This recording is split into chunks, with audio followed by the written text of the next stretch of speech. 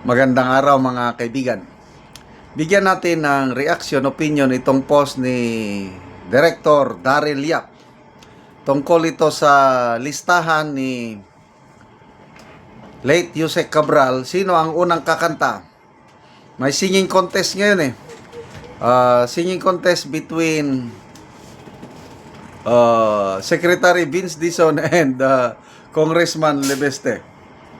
Ito, sabi niya, pilit nilang kinukulayan ng masama si Leandro Lebeste kasi natatakot sila sa sarili nilang ghost projects.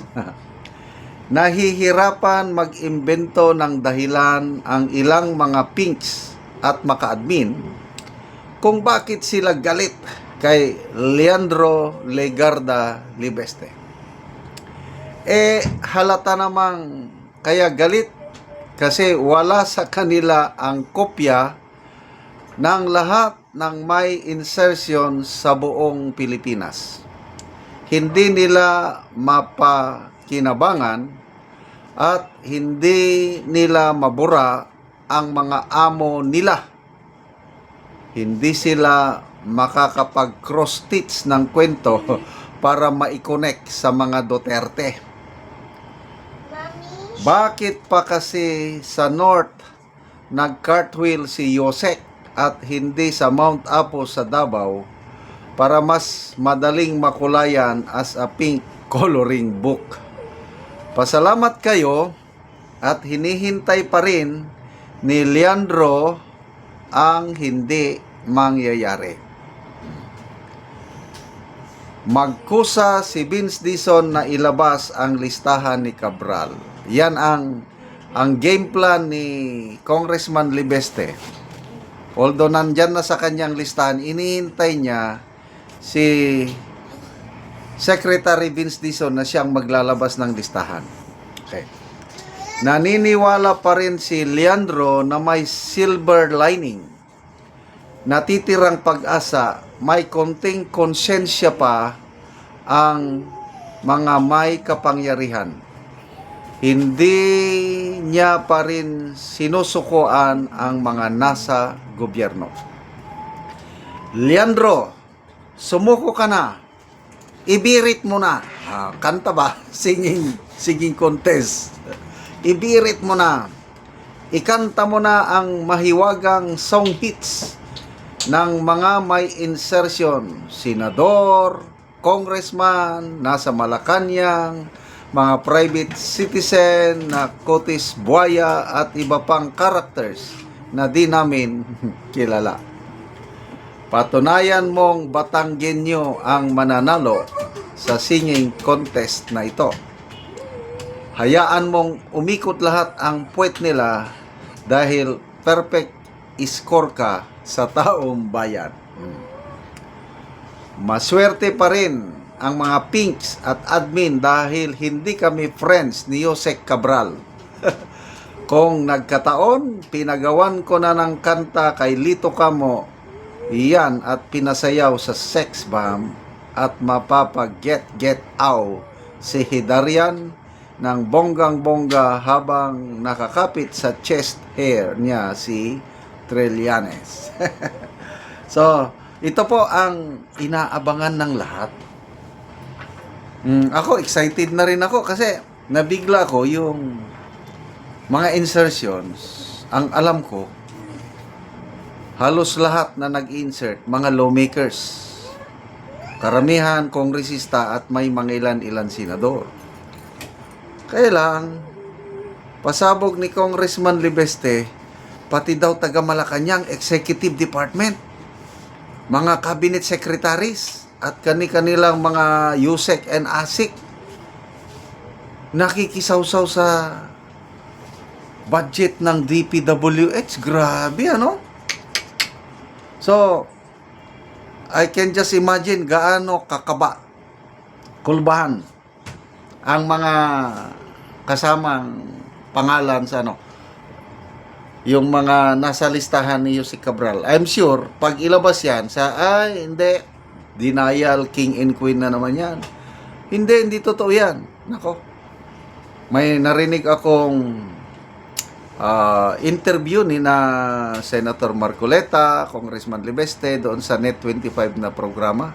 Sabi ni Senator Marcoleta, napakatibay na ebidensya yung hawak ni Congressman Libeste ngayon. Mabuti na lang at makulit. Makulit siya eh. So nung sumabog ang flood control scandal, ano? Isa na ito. Libeste, Barsaga, sila na yung maingay. Pa-follow up. So sa kakulitan ni Congressman Libeste, yung gusto niyang kumuha ng listahan ng lahat ng mga projects ng mga kongresista, bawat distrito, yon ang kinukuha niya. So, dahil makulit, pag-upo ni pag-resign ni Secretary Bunuan at pag-upo ni Secretary Vince Dizon. September 1 umupo si Vince Dizon eh. Kulit si Libeste. September 4, pumayag si Secretary Vince Dizon. Pakitang gilas ba? O, sige na, Yosek Cabral, ibigay mo yung listahan mo kay Congressman Libeste for the sake of transparency. Yon, nakakuha. Kaya, saludo, nagpapasalamat si Congressman Libeste kay Secretary Vince Dizon dahil siyang nagbigay ng pahintulot na mabigyan siya ng listahan. Kaya, tingin ko, marami kasing nagsasabi kay Congressman Libeste na ilabas mo na. Bakit ayaw mo? Para bang very passive ang approach ni Congressman Libeste. Ilabas mo na. Naintindihan ko si Congressman Libeste out of respect niya kay Secretary Vince Dizon. Hinihintay niya, naniniwala siya na mayroong goodness, may konsensya pa si Secretary Dizon para siyang maglabas. Mas maganda ang dating kung siyang maglabas. So ano sa tingin nyo? Ilalabas ba ni Secretary Vince Dizon yung listahan? Dito sa post ni Direk Darrell Yap, hindi mangyayari. Ako rin, hindi yan mangyayari. Nung una, bilib ako kay Secretary Vince Dizon, kaya lang ngayon parang napasukan na siya ng politika. Ang pag-asa na lang natin na mailabas ang listahan ay itong si Congressman Libeste na siguro binibigyan na yan ng chance. After few months, pag hindi pa rin ilabas, baka yan na. Mag-decide si Congressman Libeste, kakanta na siya. And the winner is Batanggenyo Congressman Libeste. Salamat mga kaibigan sa inyong pagsubaybay sa ating channel. Nakakatulong kayo ng malaki sa tribong Talandig ng Bukidnon dahil income natin sa channel na ito is pantulong sa tribo. Namimigay tayo ng mga libreng yero at pako para makapagpatayo sila ng mas maayos na tirahan. Panoorin nyo ang video na ito. So mga ka-viewers, live ta karon, ako karon diri sa balay nga makita nimo nga trapal lang ang atop o ang dingding. So mo na gid ang hitsura sa ilang balay, trapal, ang dingding o ang atop.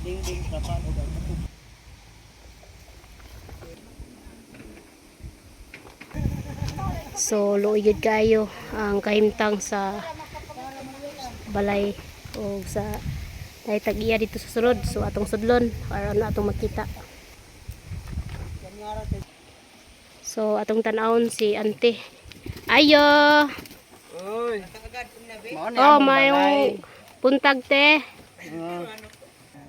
So mo ni ang kahimtang nila ante diri sa sulod.